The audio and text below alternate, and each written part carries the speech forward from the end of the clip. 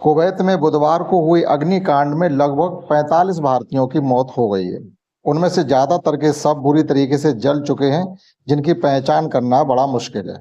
इन शवों को डीएनए परीक्षण कराया जा रहा है। इसके बाद इन सभी शवों को भारत में लाया जाएगा। कुवैत के मंगाब क्षेत्र में आग लगने की विनाशकारी घटना में मारे गए लोगों के शवों का डीएनए परीक्षण कराया जा रहा है।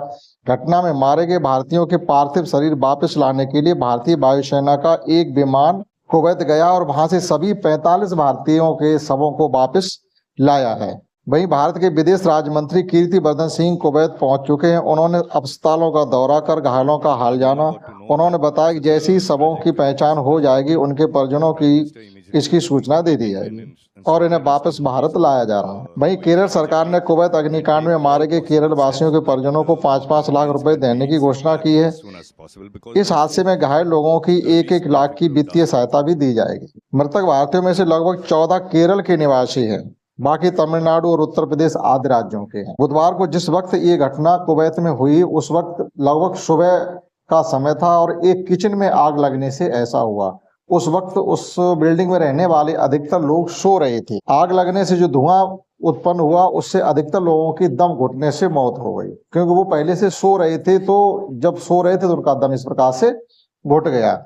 उन्हें पता ही नहीं चल पाया कि कहाँ क्या हुआ है। कुवैत अपार्टमेंट में आग लगने से 40 अधिक भारतीयों की दर्दनाक मौत से हर कोई सदमे में है। कुवैत में बड़ी संख्या में भारतीय कामगार रहते हैं। घरेलू कामगार, ड्राइवर से लेकर के फूड डिलीवरी तक के लिए कुवैत भारतीय कामगारों पर निर्भर है। कुवैत में कमाई अच्छी है, लेकिन कामगारों के रहने के काम करने में स्थिति अच्छी नहीं है। अच्छी कमाई वजह से वहां जाते हैं, लेकिन वहां रहने की उनकी स्थिति बदहाल है और उन्हें तंग जगहों पर रहना पड़ता है। श्रमिकों को अक्सर कठिन परिस्थितियों में रहना पड़ता है।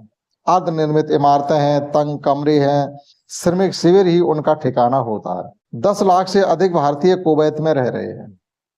10 लाख से अधिक भारतीय कुवैत में रह रहे हैं। विदेश मंत्रालयों के आंकड़ों के अनुसार कुवैत में 10 लाख से अधिक भारतीय रह रहे हैं। भारतीय कुवैत की कुल आबादी का 21%, समझिएगा इसको, अगर हम 100 कुवैत लोगों को इकट्ठा करें तो आपको उसमें से 21 लोग भारत के मिल जाएंगे। और अगर कामगार लोगों में से 100 लोगों को इकट्ठा करें तो 30 भारतीय ऐसे मिल जाएंगे जो काम करने वाले उसमें होंगे, वहां पर मजदूरी या दूसरे काम कर रहे होंगे। कुवैत के सार्वजनिक नागरिक सूचना प्राधिकरण के आंकड़ों के अनुसार दिसंबर 2023 तक कुवैत की कुल जनसंख्या करीब 48.5 लाख थी। भेदभाव भी वहां किया जाता है और कामकाजी परिस्थितियां भी अच्छी नहीं है। कुवैत में भारतीय कामगारों को भेदभाव से लेकर के खराब कामकाजी परिस्थितियों तक का सामना करना पड़ता है। ह्यूमन राइट्स वॉच के अनुसार प्रवासी मजदूर मामूली उल्लंघन के लिए दुर्व्यवहार, जबरन मजदूरी, निर्वासन के शिकार होते हैं। अर्थात उनके साथ वहाँ अच्छा व्यवहार नहीं होता, जबरदस्ती उससे काम करवाया जाता है, जबरदस्ती उससे मजदूरी करवाई जाती है। गलती होने पर उनके साथ अच्छा व्यवहार भी नहीं किया जाता।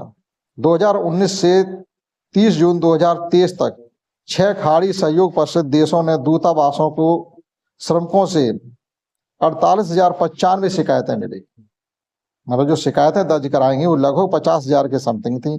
इनमें कुवैत से 23,000 से अधिक शिकायतें अकेले कुवैत से आई थी। अब वहाँ जितने भारतीय काम करते हैं वो ज्यादातर अर्ध कुशल होते हैं, यानी उनके पास कोई ज्यादा अच्छा टैलेंट नहीं होता है। कुवैत में ज्यादातर भारतीय अकुशल और अर्ध कुशल कामगारों के रूप में कार्यरत हैं, जैसे बढ़ई है, राजमिस्त्री हैं, घरेलू कामगार हैं, फूड डिलीवरी है करने वाले और ड्राइवर। कुछ प्रवासी देश में इंजीनियर, डॉक्टर, चार्टर्ड अकाउंट, वैज्ञानिक, सॉफ्टवेयर विशेषज्ञ, प्रबंधन सलाहकार, आर्किटेक्ट, टेक्नीशियन, नर्स और खुदरा व्यापारी के रूप में भी काम करते हैं। अच्छा वेतन का लालच उन्हें भारत से कुवैत खींच करके ले जाता है।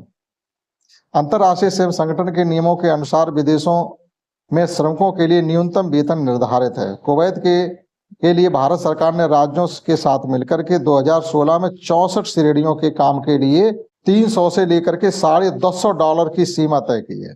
अब $300 को अगर आप कन्वर्ट करेंगे रुपीज में, तो अगर आप 80 रुपीज मान के चलते हैं तो ये लगभग 24,000 के समथिंग हो जाएगा। यानी 24,000 से लेकर के आप इस प्रकार से मानिएगा 1,000 में, यानी 24,000 से लेकर के आप 90,000 के समथिंग भी मानिएगा पेमेंट है वहां पर, यानी कम से कम 24,000 है। खाड़ी में ओमान और कतर में न्यूनतम वेतन कुवैत से बेहतर होता है और कुछ और देश है वहां कुवैत से भी अच्छा वेतन हमको वहां मिलता है। तो इस प्रकार से इस अग्निकांड में कुल मिलाकर के लगभग 35 भारतीयों की मौत हुई है जो कि बहुत ही दुख का कारण है।